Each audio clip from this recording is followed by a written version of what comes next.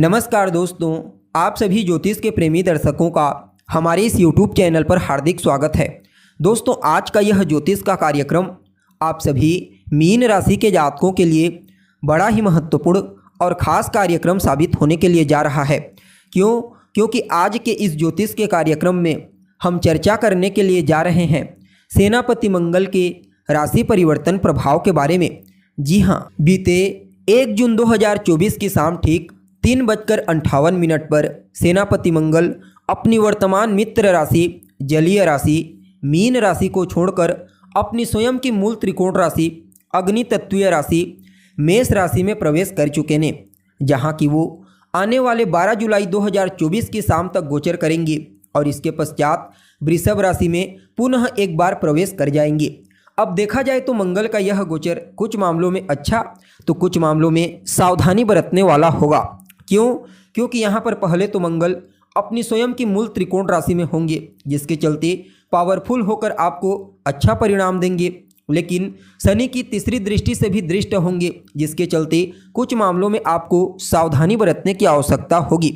तो ऐसे में बड़े विस्तार के साथ एक एक टॉपिक को समझने का प्रयास करेंगे कि सेनापति मंगल अपने इस गोचर काल के दरमियान आपके जीवन की रूपरेखा को किस प्रकार से प्रभावित करेगा। यह गोचर आपके जीवन में क्या कुछ बड़ा परिवर्तन कर सकता है, जीवन के किन किन क्षेत्रों में आपको सकारात्मक परिणाम की प्राप्ति होगी, तो वहीं किन किन क्षेत्रों में आपको सावधानी बरतने की आवश्यकता है। यह समय आपकी सेहत के दृष्टिकोण से कैसा रहेगा, आपकी शिक्षा कैसी रहेगी, आपका पारिवारिक जीवन, वैवाहिक जीवन, भाग्य, करियर, बिजनेस, व्यापार और फाइनेंस की स्थिति किस प्रकार से रहेगी, सभी बातें विस्तार के साथ आपको बताएंगे। इसलिए कार्यक्रम को अंत तक देखने का प्रयास कीजिए। और अगर आप अपनी जन्म कुंडली पर हमसे परामर्श लेना चाहते हैं, अपनी जन्म कुंडली का बारीकी से विश्लेषण करवाना चाहते हैं, तो आपको हमारा कॉन्टैक्ट नंबर वीडियो के अंदर और डिस्क्रिप्शन बॉक्स में मिल जाएगा, जहां से आप या तो डायरेक्ट व्हाट्सएप के माध्यम से या फिर डायरेक्ट फ़ोन कॉल के थ्रू अपॉइंटमेंट लेकर अपनी जन्म कुंडली का बारीकी से विश्लेषण करवा सकते हैं। जी हाँ, तो दोस्तों, कौन है मंगल? हिम्मत, पुरुषार्थ, पराक्रम, उत्साह, हथियार, क्रोध, वाद विवाद और अहंकार है मंगल। अपने इन्हीं कारकत्वों के चलते हमारे जीवन के विभिन्न पहलुओं को समय समय पर कंट्रोल करते रहते हैं। वैसे देखा जाए तो मंगल एक राशि में 45 दिनों तक गोचर करते हैं, लेकिन जब मंगल के गोचर की चर्चा होती है तो सदैव इसकी चर्चा बृहद रूप से की जाती है।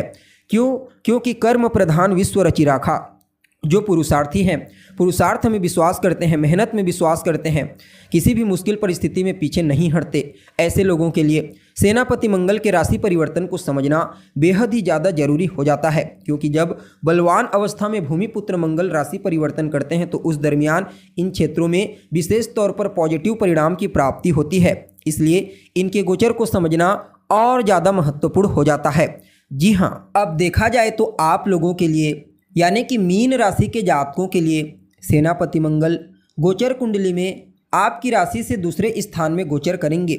मंगल आपके लिए एक योग कारक ग्रह के रूप में कार्य करते हैं, क्योंकि यह आपके दूसरे स्थान के साथ साथ भाग्य स्थान के भी मालिक बनते हैं।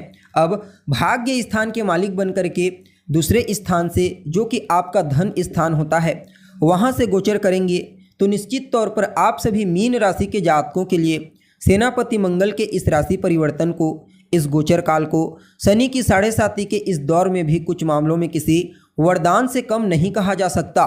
सबसे पहले तो आपकी वाणी को बड़ा ही प्रभावशाली बना देंगे। इस गोचर काल के दरमियान आप अपनी वाणी से चमत्कार उत्पन्न करेंगे। जी हाँ, वाणी के प्रभाव के चलते कई प्रकार के आपके पेंडिंग पड़े हुए कार्य इस समय पूरे हो जाएंगे। हालांकि शनि की तीसरी दृष्टि मंगल के ऊपर रहेगी, इसलिए अपनी वाणी का इस्तेमाल आपको कुछ इस प्रकार से करना है जहां सामने वाले को सुनने में किसी भी प्रकार से कोई तकलीफ ना हो। जी हाँ, आपकी वाणी उसे कड़वाहट के रूप में महसूस ना हो। बाकी वाणी से ही आपके कई प्रकार के कार्य इस गोचर काल के दरमियान पूरे होंगे। पैतृक संपत्ति का लाभ आपको मिलेगा, यानी कि पैतृक संपत्ति को लेकर अगर कहीं कोई विवाद था, किसी लफड़े में आप फंसे हुए थे, तो वहाँ से आपको बाहर निकालेंगे। ससुराल पक्ष से भी आर्थिक लाभ की प्राप्ति होगी। कुटुंब परिवार के मध्य भी आर्थिक स्थिति मजबूती को प्राप्त होती हुई नजर आ रही है। अब देखिए, जहाँ पर मंगल होते हैं वहाँ से चतुर्थ स्थान को, सप्तम स्थान को और अष्टम स्थान को दृष्टिगोचर करते हैं। अब आपके लिए दूसरे स्थान में है, तो इनकी चतुर्थ दृष्टि आपके पंचम स्थान पर, सप्तम दृष्टि आपके अष्टम स्थान पर और अष्टम दृष्टि आपके नवम स्थान पर होगी। यहाँ पर अपनी चतुर्थ दृष्टि से आपके बौद्धिक क्षमता, आपके कम्युनिकेशन स्किल्स को बूस्टिंग प्रदान करेंगी।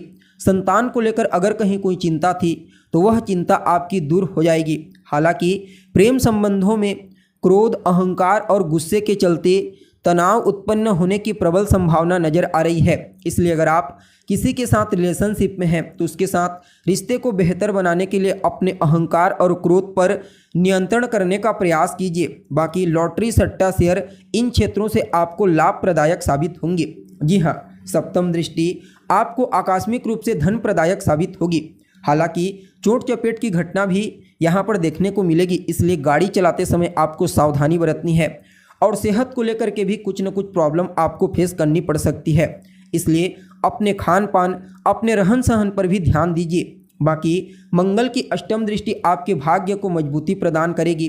भाग्य का साथ आपको कदम कदम पर मिलने लगेगा। जब भाग्य का साथ आपको मिलने लगेगा तो आपके सभी पेंडिंग पड़े हुए कार्य पूरे होंगे। आपकी जो इच्छा होगी वह इच्छा आपकी पूरी होगी। धार्मिक क्रियाकलाप, पूजा पाठ, आध्यात्मिक साधना में आपकी रुचि बढ़ने वाली है। आपको अपने वरिष्ठ जनों का, अपने गुरुजनों का, अपने पिता, अपने इष्ट देव और अपने बॉस का विशेष आशीर्वाद और स्नेह प्राप्त होगा। यात्रा के दृष्टिकोण से भी गोचर बड़ा ही उत्तम साबित होगा। चाहे व्यापारिक यात्रा को लेकर के हो या फिर धार्मिक यात्रा, दोनों ही दृष्टिकोण से समय को बड़ा ही श्रेष्ठ कहा जा सकता है। यानी कि कुल मिलाकर के देखा जाए तो आप सभी मीन राशि के जातकों के लिए शनि की 7.5 के इस दौर में भी सेनापति मंगल आपके सेकंड हाउस से अर्थात आपके दूसरे स्थान से गोचर करते हुए आपको बड़ा ही अद्भुत परिणाम प्रदान करेंगे।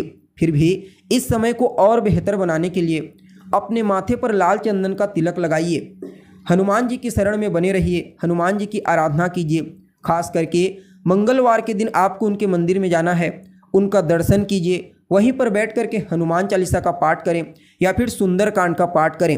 बाकी समय आपके लिए अनुकूल रहेगा। जी हाँ, तो दोस्तों हमें उम्मीद है जानकारी आपको पसंद आई होगी। जानकारी अच्छी लगे तो इसे अपने दोस्तों के साथ, अपने रिश्तेदारों के साथ शेयर अवश्य करें। अभी के लिए बस इतना ही। पुनः मुलाकात होगी एक नए और ताज़ा एपिसोड में। तब तक के लिए नमस्कार।